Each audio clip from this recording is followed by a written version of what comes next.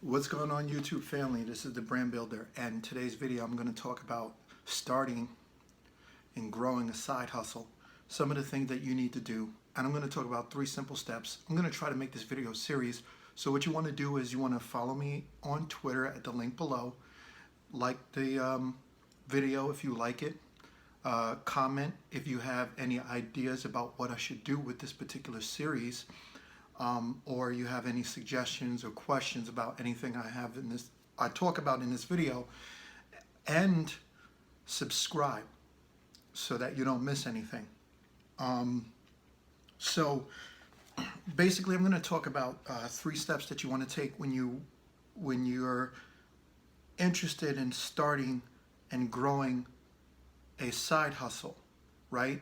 So step number 1 is come up with an idea or ideas, plural. And what you want to do with those ideas is you want to record them. Otherwise, they're not going to be legit, right? So you want to record those ideas. You come up with the ideas. You write down some of the ideas, right? Some of the ideas that you're going to have, you're going to end up rejecting them. Some of the ideas you're going to want to roll with, right? That's the first step, right? Because sometimes I talk to a lot of people who have these ideas for side hustle or side business to get started, to make some extra money. And what happens is they end up talking about it for 6 months, a year, 2 years, and they never get started because they don't record it, they don't tweak it, they don't design it, they don't strategize it. And the only way to do that is to record it. That's why it's so important to keep a journal. I keep a personal journal, but I have several notebooks. And I have notebooks set aside for almost everything. I have a notebook set aside for my channel. So I keep notes of everything that I record. This is my YouTube channel notebook. The current one. This thing will be filled in about 2 weeks, and then I have to start another one. So because most of the ideas that I come up with for YouTube, I actually end up throwing it away. But basically, you want to record it. That's step number 1. You want to record the ideas until you can tweak them. Step number 2 is to test run your ideas. You want to run a test to see if that idea is going to work, whether it's worth launching, or whether it's going to be something that you think is going to be successful, or something you want to spend time and energy doing. Right? Some things will make you some money, but it's not worth the time and energy. So that's why you want to run the test run, right? You want to see if that business idea is profitable, suitable, comfortable to you, and see if it's worth launching, right? Because, like, for example, a lot of people want to do something on YouTube. I'm going to tell you right now, I get a lot of people who say, I want to do something on YouTube. I want to do YouTube. I want to make money on YouTube. First of all, making money on YouTube is very difficult, right? You will be lucky if you make $20 a month, all right? See, there are some people who have videos, just one video every month. That one video makes them about a couple of $100s a month, right? And then you have some people who can't even make $10 a month, who can't even make $5 a month, because just what they're doing is just not hitting. Right? So those are some of the things that you have to deal with when worrying about, like, creating a YouTube channel. And plus, sometimes you don't want to create a YouTube for that reason. So that's usually why it fails sometimes, because people create a YouTube channel just for that specific reason, and they're chasing the money on YouTube, but they don't put content out that will generate followers in the proper way. So they're not being themselves. They're not running organic campaigns to try to boost their YouTube, and they're not gaining a subscribership or followers because they're doing it for the camera, but they're not doing it to contribute something to the community, which some of the YouTube creators who grow on YouTube are trying to contribute to the community. So what's happening is we're being rewarded for our contribution to the community. So testing is very important. That's step number 2. You want to test what you got going on. And some of the reasons why you want to test stuff is some things are not organic to what you do. Like, for example, if you're a janitor, right? If you work at a job and you're a janitor, maybe you want to start a cleaning service. That makes sense. If you're a teacher or a part-time teaching assistant or something like that, maybe you want to create a tutoring program, right? Or something like that, or develop a curriculum, or maybe you want to create write a ebook about how to be more effective at studying, and people will probably buy it. You're in the right area. You have credibility. You're a teacher, so you could say, I found that these things help people study better, right? And you'll thrive in areas where people have a hard time learning curriculum and stuff like that, and they want to find better ways to study. You know, you could do peer groups, peer reviews. You could do independent stuff. You can go on Fiverr, or you could do a lot of different things, right? So now let's talk about growing. The next step number 3, after recording, after testing, is launching. Now, before you launch, sticking to number 2.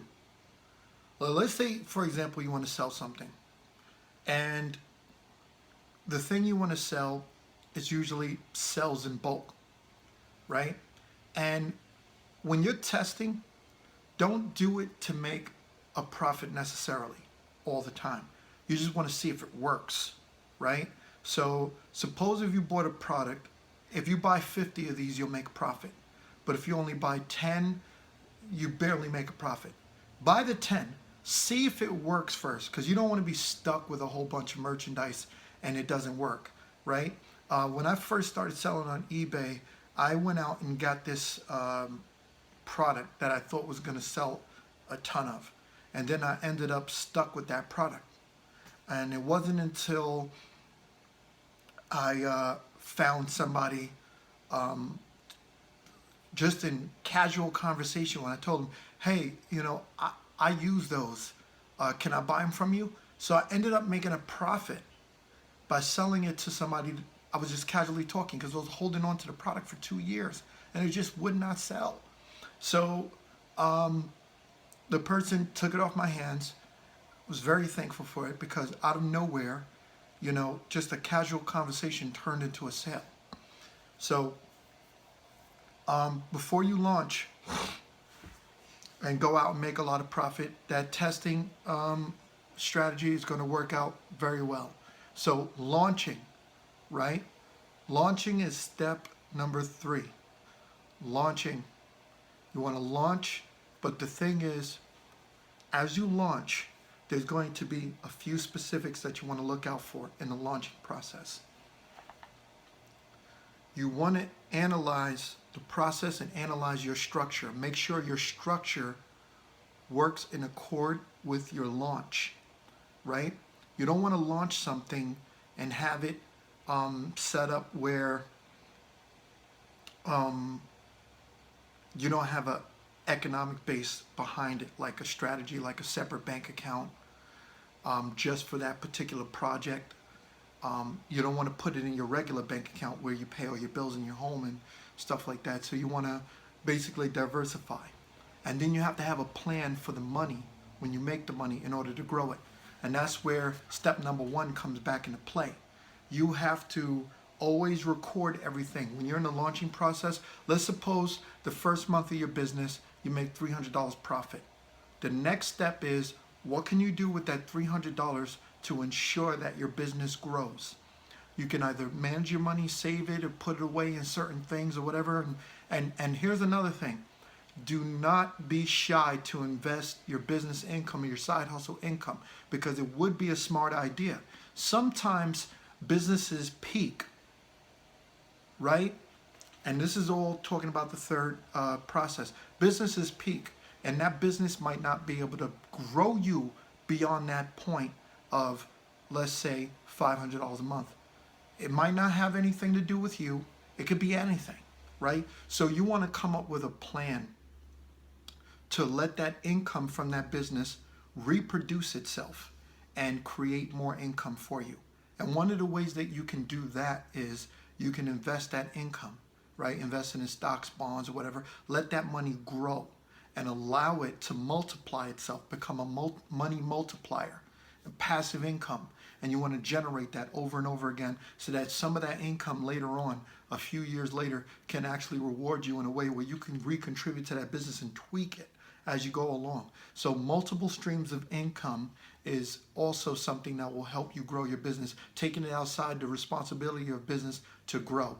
Now, I'm done with this video. Make sure you like, share, subscribe, and comment below. Let me know what you guys want to discuss and help me. Let's talk about what we can do to help the folks out there grow their businesses and stuff. Let's turn this into a series, but I want to know what you think, YouTube. Thank you. Have a good day.